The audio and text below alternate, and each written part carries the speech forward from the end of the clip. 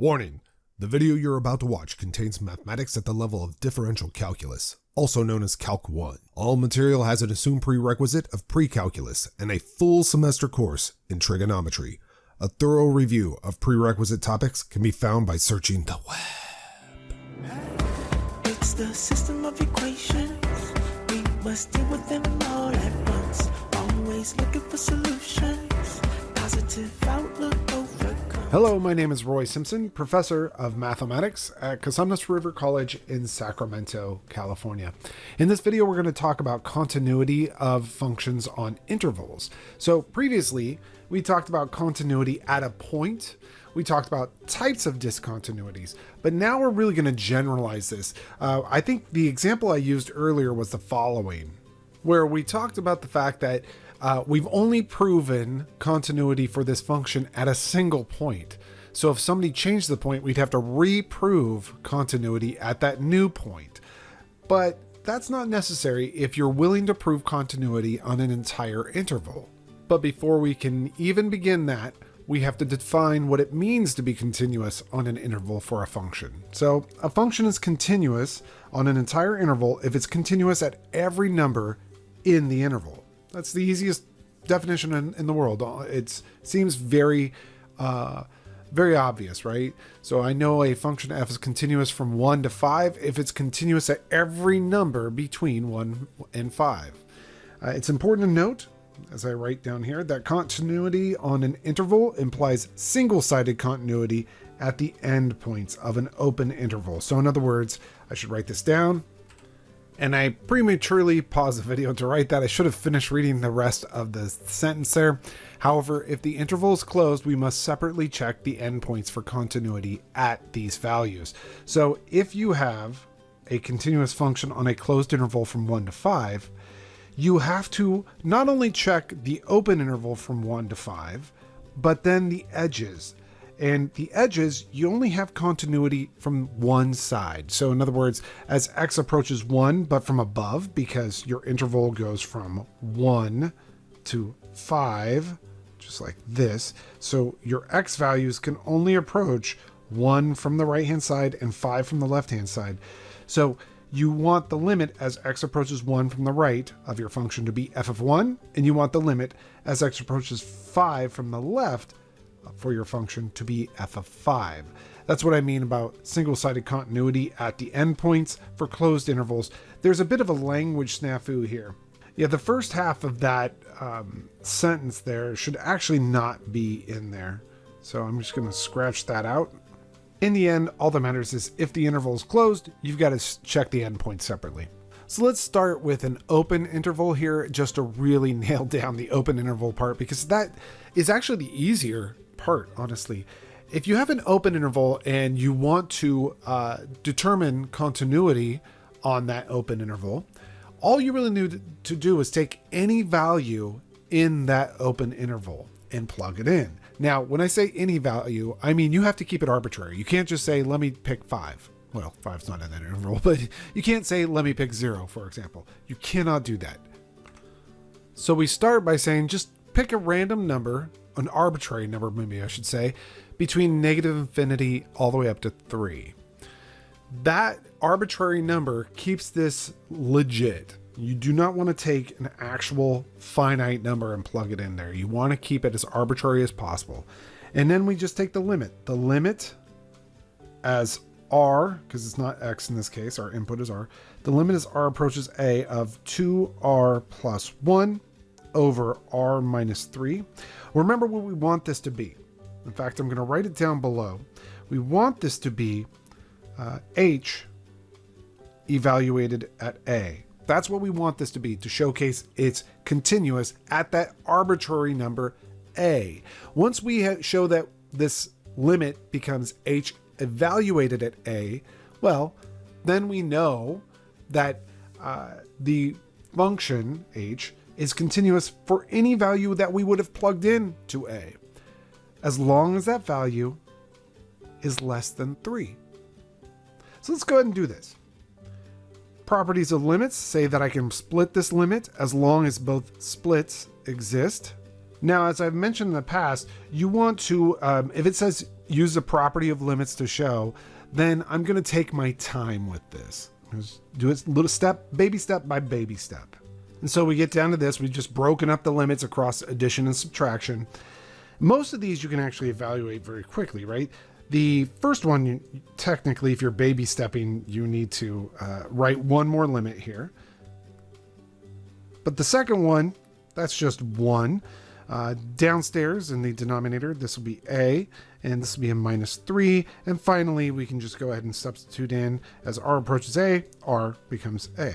And notice that value, 2a plus 1 divided by a minus 3, that's exactly what it would have been had we just plugged a in. Now, I should mention something here. Remember when you use the limit laws that you have to be very careful. Each of those limits that I've split and broken things into, they have to exist. Well, if you do this split right here, this limit downstairs totally does exist, and it's non-zero. That's critical for a quotient. You don't want that denominator to be 0. Luckily, that denominator is not 0 because a is not 3.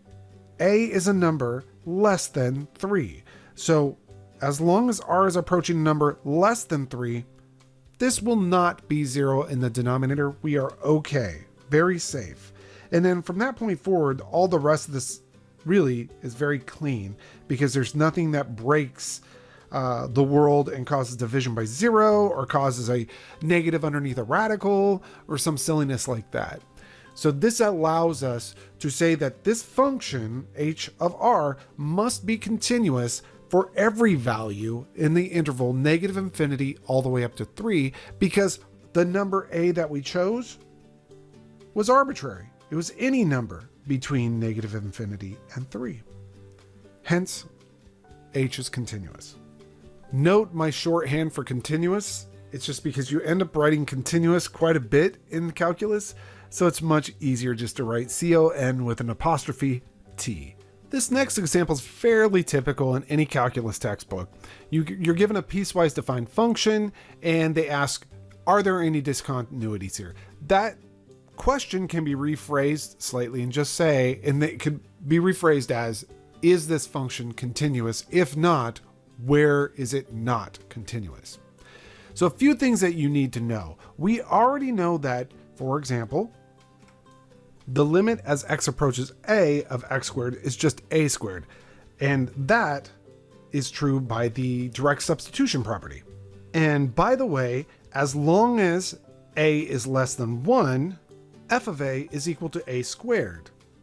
It's just from this first condition in the piecewise defined function. So as long as our input is less than 1, we're pretty okay. That's just going to return a squared. And so this tells us that if a is less than 1, then the limit as x approaches a of x squared, which is equal to a squared, is just f at a. So far we have continuity for values less than 1. Let's see if we have continuity between 1 and e. Well, I'm not going to grab the endpoint 1 because, again, I'm just repeating something that I mentioned earlier with the actual definition. When you have continuity on the interval, if it's a closed interval or even half closed, you have to separately check that endpoint for continuity at that value. So I'm not going to include the endpoint for the interval from 1 to e here. I will ignore the 1 for now. I'll just worry about what about between, exclusively between 1 and e. And so if a is between, if we grab an arbitrary number between 1 and e, then the limit as x approaches that arbitrary number between 1 and e of our function should equal the limit as x approaches that value. Well, since that value is between 1 and e, our function is going to turn into the natural log of x plus 1. I'm about to do a little bit of hand waving. I hope you don't mind. I will still use a limit law here. This is the limit as x approaches a of the natural log of x plus the limit as x approaches a of 1. And we happen to know that the limit as x approaches a of 1, that's 1. That's okay.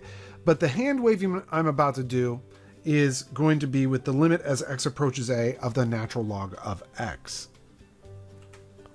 For now, I'm just going to say that that limit will be the natural log of a. It's mainly because I'd have to do an epsilon delta proof, and that's not the point of this example. This example is not intended for us to actually do a hardcore epsilon delta proof. So the limit as x approaches a of our function, well, since a is between 1 and e, our function just turns to the natural log of x plus 1. And we can use limit laws to split that.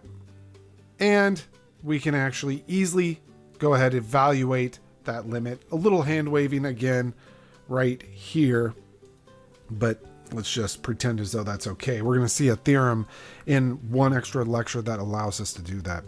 And by the way, this is what we would have gotten had we just plug a into our function. So what does that mean? It means our function's continuous on the interval from 1 to e. And I might as well write up above, because I didn't. I should probably have said f is continuous on negative infinity all the way up to 1. Notice we haven't discovered anything about the number 1 yet. Let's just hold off on that. And finally, y equals x here. So if, again, now I'm focusing in on this interval. If x is strictly greater than e, notice this interval is x being greater than or possibly equal to e, but I'm not going to worry about the equality yet. When you have those inclusive edges, we don't, with continuity, worry about them until the very end. So if x is greater than e, and I should say a, if a is greater than e, then the limit as x gets really close to a of our function. Well, on that interval, a being strictly greater than e, our function can be traded out easily for x, because that's what it is on that interval. And we happen to know this is just going to be a, and that's exactly what it should be had we just plugged a in, with a being strictly greater than e. And thus, for a greater than e, we have continuity. So far, the interval over which we've found our function to be continuous is, I'll put a little 1 there and an e here, all this highlighted region. We've shown continuity in that region, continuity in this region right here, and continuity in this region over here. But we couple parts where we might not have continuity, and we'll have to investigate the one-sided limits. So let's look at the limit as x approaches 1 from the left and 1 from the right to see if they're the same. So I've written that down. I'm going to zoom out a little bit, and I'm going to look at the original function. And by the way, something you should note, if our input is less than 1, it will always be this function. And as x approaches 1 from the left, it will still be that function. So it's going to be the limit as x approaches 1 from the left will be x squared or 1 squared. So I could actually just go ahead and use that argument to say, oh, the limit as x approaches 1 from the left is just going to be the same as the limit as x approaches 1, again from the left, of x squared, because that's the function that takes over when x is less than 1. And that will be 1. So that, note, that left-hand limit exists. Now let's take a look at the right-hand limit. Well, when x is greater than 1, which it is here, right? You're approaching 1 from the right-hand side. Our function, let me climb all the way up there, is going to be the natural log of x plus 1. So let's go ahead and insert that in there. Natural log of x plus 1. Again, I'm doing a little bit of hand waving here because the reality is we do not know that we could just sub in 1 into the natural logarithm. But I'm telling you, for right now, we'll allow it. The natural log of 1 is 0, so it's going to be 0 plus 1 or 1. And you say, great, the left-hand limit and the right-hand limits match. Yay! So the limit totally exists. And that's perfect, but that doesn't give you continuity. So I'm going to write that down. Just because the left and right hand limits exist and are the same, this does not guarantee continuity. We still need these limits to actually equal f evaluated at 1. Well, that's a pretty easy check because that's just an algebra problem. Let's go up to the function itself and see what happens had we plugged 1 in. If you plug 1 in, and actually let me erase all the highlighting. If you plug in 1 into the function, you're in this interval, so you're going to let x equal 1. That's the natural log of 1, which is 0, plus 1. So that is going to be 1. So now I can say the left and the right hand limits are the same and they equal f of 1. In fact, I'd probably write it this way. This is f of 1 and this is f of 1. Thus, it is continuous at 1. So now we get to add that into our intervals where we have continuity. I can just erase that little hole right there and now say we're continuous all the way on this highlighted interval, all the way up to, but right now, not including that e. We have to check e as well. We'll do that over on this side. We'll set it up the same way. In fact, this time I'll evaluate f of e first, just to quickly figure out what that is. Then I'll take the limit from the left and the right of e, right? So the limit as x approaches the left side of e and the right side of e for our function. And we can replace those values with whatever the function turns into on those intervals. So I'm going to look at the function up above really quickly.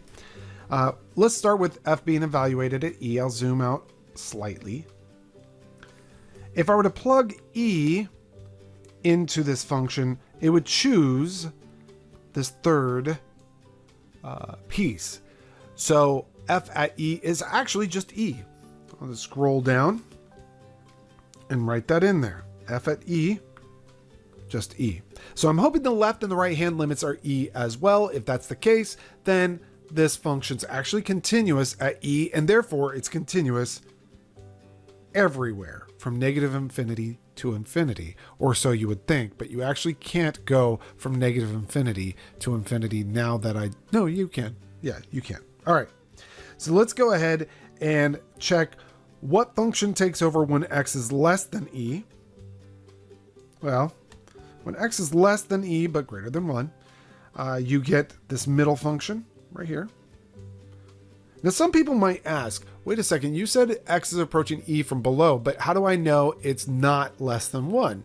Well, it's a limit. X is approaching e from below, very slightly below e. So it's not going to be all the way down to 1 or below that. It's going to be closer to e, but on the left-hand side of it. So it's definitely the natural log of x plus 1 in that interval. And as I've mentioned, I'm just hand waving a little bit, just allowing us to sub in e into the natural log there. The natural log of e is 1. And then we have plus 1. So this is going to be 2. And immediately, I know since that is not equal to e, I know it's discontinuous right there. I don't have to go any further, actually. It didn't ask me, I don't think, what type of discontinuity. It just said determine if it has discontinuities. And the moment that a left or a right hand limit is not the same as the actual function value at e, I can just stop and say it's discontinuous. Let me write that down. And there you have it. So in this case, I wrote a, but that's a stand-in. So for example, in this case, the moment either the left or right hand limit is not f of e, the function is discontinuous at e. There you go. So we have a discontinuity at e. There we go. And I can just scroll up and it says determine if the function has any discontinuities. I'll just say yes. At x equals e. They didn't ask me for the type, so I'm not really concerned with that. But you could actually determine the type.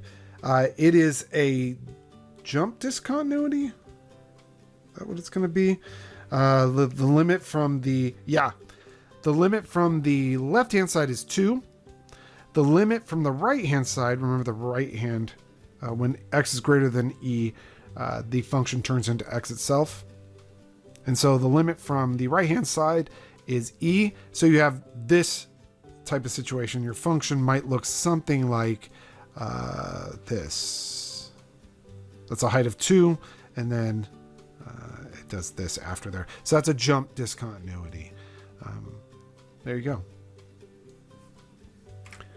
Now I do want to reiterate something that I mentioned in the last example, which is that we're kind of hand waving a little bit by allowing ourselves to just plug in limits into natural logs like that. This example kind of cleans that up a little bit.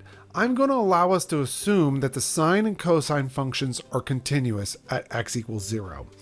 What that's going to allow us to do, so if I told you a function is continuous at 0, that really totally means that as x gets to close to 0 for that function, in this case the sine or the cosine, it ends up being that function evaluated at 0, which for the sine is 0.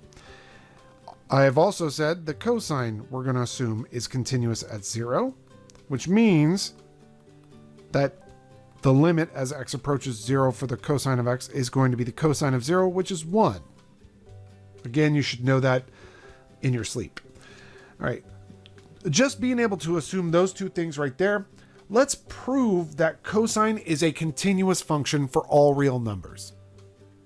So for all real numbers, I want to prove that cosine is continuous. There's a strong prerequisite here of trigonometry. If you have not had a full course of trig, or if it's been a long time, this will be tough. But this type of thing creeps up on exams without any type of prompting. So it's just like, okay, here's a question. You should be able to use all your trig. I have to assume you've had trig. So it's like assuming you've had arithmetic. I cannot reteach you how to add 3 and 7, right? So within an exam, I can ask you to add 3 and 7, just like I can ask you to use any of the trigonometric properties from a full trig course.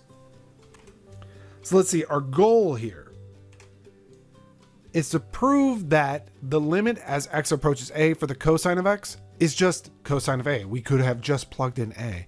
And we're going to prove that for any a in the real number system. In other words, for every single value you could ever want to plug in to cosine, it is true that the cosine is continuous. But how we're going to do this is slightly different, because the way I've stated it, is not very convenient. It doesn't allow me to use a property of trigonometry that I want to use. So instead, I'm going to rewrite this in a different way here. Let me go ahead and just say, or this statement. Now I promise you, these two statements are actually equivalent. There are a couple ways you can think about it. The mechanical way that I think most people kind of cling to because it's very mechanical is to say, well, okay, if you let x equal a plus h here, then as x gets close to a, well, a plus h gets close to a, right? Because that's when I'm letting x equal. And then you subtract a from both sides of that, and you get this.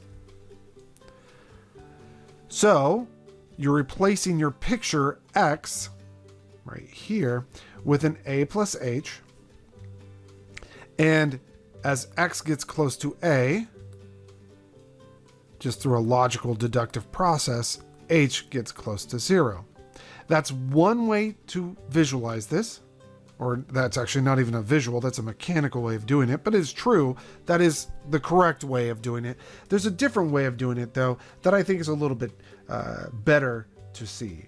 Visualizing it, we get that we have an a, x is getting really close to. Let's go ahead and just showcase x. Here's x. But wait a second, no, we're letting it get closer, so maybe here's x. No. I want it to get closer, so maybe this is x. No. How about this? How about this one right here, right? They get closer and closer to a. So you're allowing x to get super close to a. That's one way of visualizing x is getting close to a, so cosine of x gets closer to cosine of a. A better, more calculus-y way of viewing it is, here's a. And I'm going to take a wiggle away from a, but by a size of h. So this point is a plus h. But wait, no, I'm going to reduce h a little bit here. So I actually would prefer h to be like this size. So this is a plus h. No, wait, hold on. I actually want to reduce h even further. So I want h to be that size. So again, this is a plus h. What I'm allowing h to do is to get smaller and smaller, get close to 0, right? In both cases, the point is getting closer to a. In both of these cases, our point is getting close to a. X is approaching a, or in this case, I'm letting my wiggle away from a become smaller and smaller and smaller. They're both the same statement. So I want you to buy into that. If you don't get it, I don't know what to do. That's all I got. So let's go ahead and instead of proving the limit this way, I'm going to prove the limit using this one right here. The limit as our wiggle size tends to 0 of the cosine of a plus a wiggle should be the cosine of a. That should make sense, by the way. As the wiggle gets smaller, it just becomes the cosine of a. But we need to prove it. Well, that shouldn't be too bad. Let's see what happens. Proof. Now, this is not an epsilon delta proof. Epsilon delta proofs, by the way, are very, very difficult if you have trig functions or even transcendental functions in general. So I'm going to start with the left-hand side. Limit as h approaches 0 of the cosine of a plus h. And I'll rack my brains for all my trig identities. Remember, arithmetic before algebra, algebra before trig, trig before pre-cal, pre-cal before calculus. Well, I have trig, so I have the trig identities to pull from, and I happen to know that the cosine of a plus h is the same thing as the cosine of a times the cosine of h minus the sine of a sine of h. That identity is assumed prerequisite knowledge, and here I am using it. So that's perfect. And now we were also allowed to assume something in this. We were allowed to assume that the sine function is continuous at 0. That is, as the argument of sine approaches 0, the sine becomes 0. And as the argument of the cosine approaches 0, the cosine becomes the cosine of 0, which is 1. That'll help out here. A is just a constant. That a is just a constant. And therefore, I guess I should say constant. And I'll just point at that too. Therefore, the cosine of a is a constant and the sine of a is a constant. So I'm going to use the limit laws here, and I'm going to do two at once. I'm going to break out the constant cosine of a and be left with the limit as h approaches 0 of cosine of h minus, and I'll break out of the second half the constant sine of a, and I'll be left with the limit again as h approaches 0 of the sine of h. Again, we were allowed to assume one thing about the cosine and the sine. They're both continuous at 0, which means that if the argument is approaching 0, then I could have just plugged that argument in.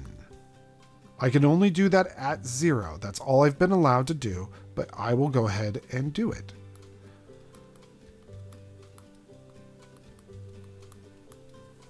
Now that I've done that, we know the cosine of 0 is 1 and the sine of 0 is 0. Times 1 minus 0 basically, and this will be the cosine of a. So I have shown what I wanted to show. I wanted to show the limit as h approaches 0 of the cosine of a plus h is the cosine of a, and guess what I've done? The limit as h approaches 0 of the cosine of a plus h is equal to, through a chain of equalities, a cosine of a. Thus, the cosine must be continuous at a. Since a was arbitrary, it's continuous everywhere. And there you have it. That is actually a proof that the cosine is continuous for all real numbers. It's the system of equations. We must deal with them all at once. Always looking for solutions. Positive outlook overcomes obstacles getting in our way. Cause affects more than we can sometimes see. Things for what they are and work together until you feel at peace. Just listen close. Don't talk too much that isn't cold. Sure, you may really hurt inside. It doesn't justify you to speak too loud and cry.